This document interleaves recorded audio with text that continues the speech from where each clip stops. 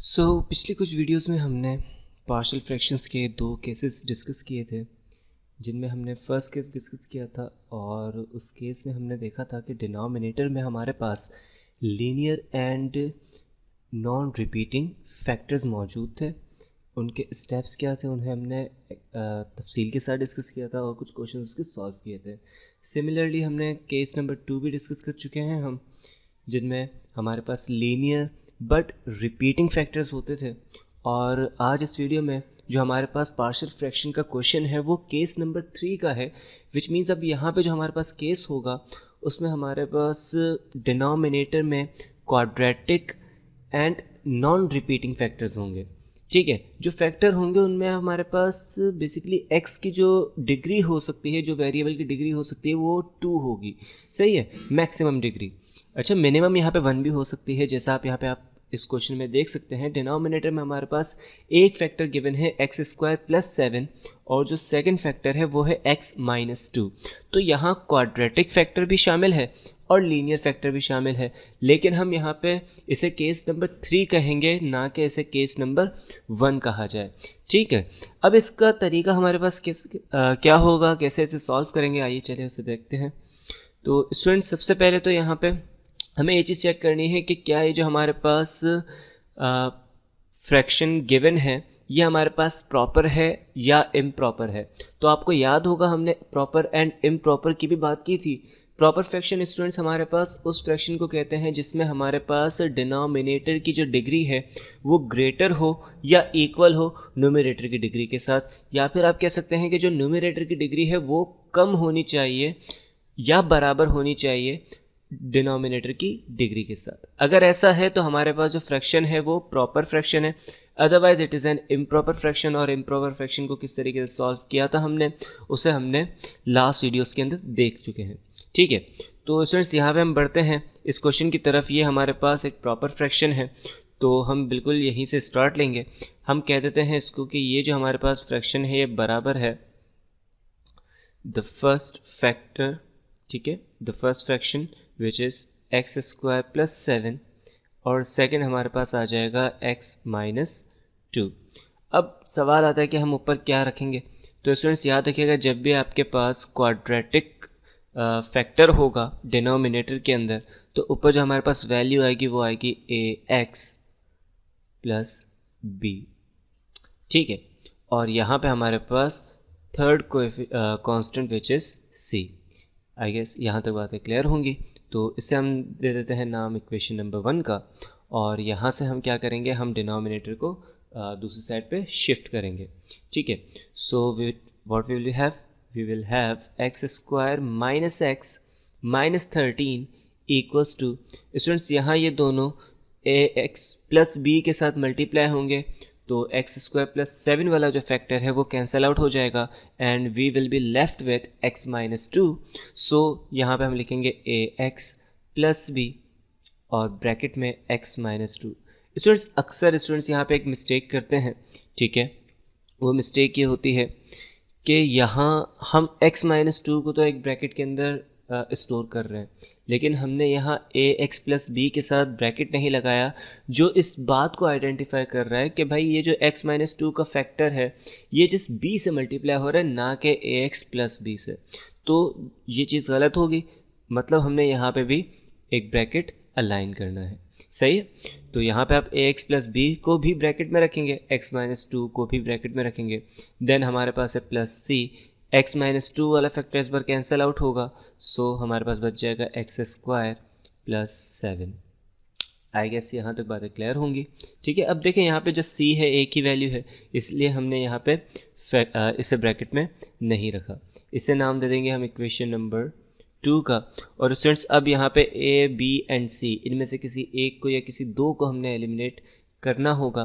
तो आप यहाँ पे देख सकते हैं कि अगर हम c को एलिमिनेट करना चाहें तो हमारे पास a और b ये दोनों बच जाएंगे, और फिर इनकी वैल्यू निकालना हमारे लिए थोड़ा मुश्किल काम है, विच मीन्स हमें a और b इन दोनों को एलिमिनेट करना होगा। तो आप देख सकते हैं यहाँ पे a और b के साथ हमारे पास आ रहा है x - 2 का फैक्टर, विच मीन्स हम x की जगह यहाँ पे +2 अगर पुट करें तो ये हमारे पास एलिमिनेट हो सकता है। तो यहाँ पे आएंगे put x = 2 in equation number 2। So students ये हमारे पास आ जाएगा 2 square minus 2 minus 13 equals to, students ये हमारे पास कम्प्लीटली ज़ीरो हो गया। यहाँ पे बच जाएगा c into 2 square plus 7। 2 square ये होता है 4 minus 2 and minus 13 will be minus 15 equals to c into 4 plus 7 which is 11। Students यहाँ पे हमारे पास आ जाएगा माइनस 11 इक्वल्स टू 11c। सो हमारे पास c की वैल्यू आ जाएगी माइनस 1। स्टूडेंट सी तो हमारे पास आ गया। अब बात करते हैं हम ए और बी की। क्या यहाँ पे ए या फिर बी इन दोनों में से किसी एक की वैल्यू निकालना पॉसिबल है? तो नहीं, ये चीज़ पॉसिबल नहीं है कि आप ए या फिर बी की वैल्यू सेपरेटली आप निकाल पाएँ। ठीक है, उसकी वजह ये है क्योंकि ये दोनों जो हमारे पास वैल्यूज़ हैं, दोनों जो कांस्टेंट हैं, ये एक ही फैक्टर के साथ मर्ज हैं। सही है, अगर ये दोनों अलग अलग सेपरेट फैक्टर के साथ होते तो हम क्या कर सकते थे, हम किसी भी एक को एलिमिनेट करवा सकते थे। यहाँ हम किसी एक को भी एलिमिनेट करने जाएंगे तो दूसरा अपने आप एलिमिनेट हो जाएगा। सही है। अच्छा जी, अब क्या सी को एलिमिनेट किया जा सकता है यहाँ पे? तो आप देख सकते हैं सी को भी एलिमिनेट नहीं किया जा सकता क्योंकि सी के साथ जो फैक्टर है वो है एक्स स्क्वायर प्लस 7 और हम यहाँ एक्स की जगह कोई ऐसी वैल्यू नहीं रख सकते कि जिससे हम रखें तो हमारे पास प्लस 7 और माइनस 7 जो है वो कैंसिल आउट हो जाए, है ना। हमारे पास नेगेटिव वैल्यू का ऑप्शन नहीं है क्योंकि x के ऊपर पावर स्क्वायर है और हम जानते हैं कोई भी हम नेगेटिव वैल्यू रखते हैं तो उसका स्क्वायर उसे पॉजिटिव बना देता है। सही है, और वैसे भी कोई भी हमारे पास ऐसा नंबर नहीं है जिसका हम स्क्वायर लें तो वो हमारे पास 7 है except for the under root 7। ठीक है, लेकिन अंडर रूट 7 रखने से वो और मज़ीद हेक्टिक हो जाएगा। तो बेहतर है कि हम यहाँ पे क्या करें, हम वैल्यू को सब्स्टिट्यूट करवा के उसे एक्सपेंड कर दें। इक्वेशन नंबर 2 को हम यहाँ पे एक्सपेंड करना चाहेंगे। सही है, तो इसे मैं यहीं पे लिख लेता हूँ, by expanding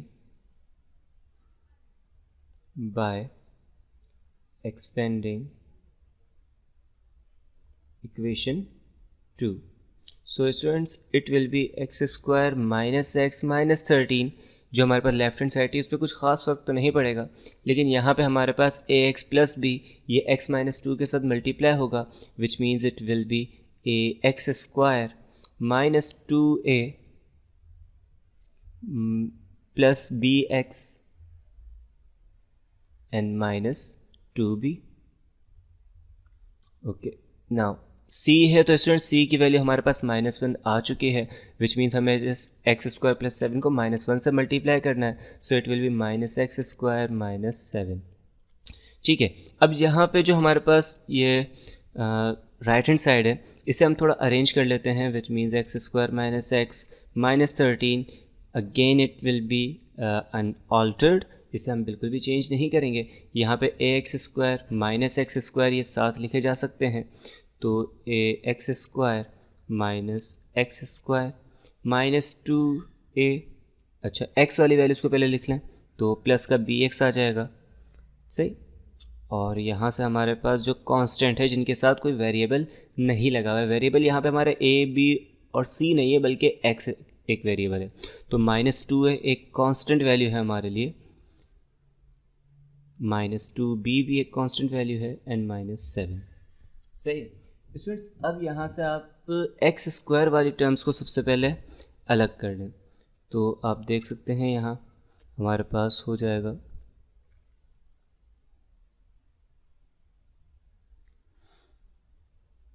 x square equals to a x square minus x square.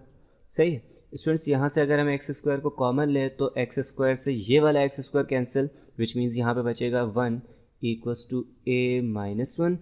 तो a की जो वैल्यू आएगी -1 है वहाँ जाएगा +1 so it will B 2। a हमारे पास यहाँ से आ गया। अच्छा, b की वैल्यू के लिए हम x की वैल्यूज़ को कंपेयर कर लेंगे so -x equals to b x, x and x will be cancelled out so b is equals to -1। तो आप देख सकते हैं कि बहुत ही आराम से हमने a b एंड c इन तीनों वैल्यूज़ को यहाँ पे कैलकुलेट कर लिया है। सही है, फर्दर यहाँ पे हम इन तीनों को इक्वेशन नंबर 1 के अंदर पुट कर लेंगे। सो जो हमारे पास आंसर है कुछ इस तरीके से आ जाएगा।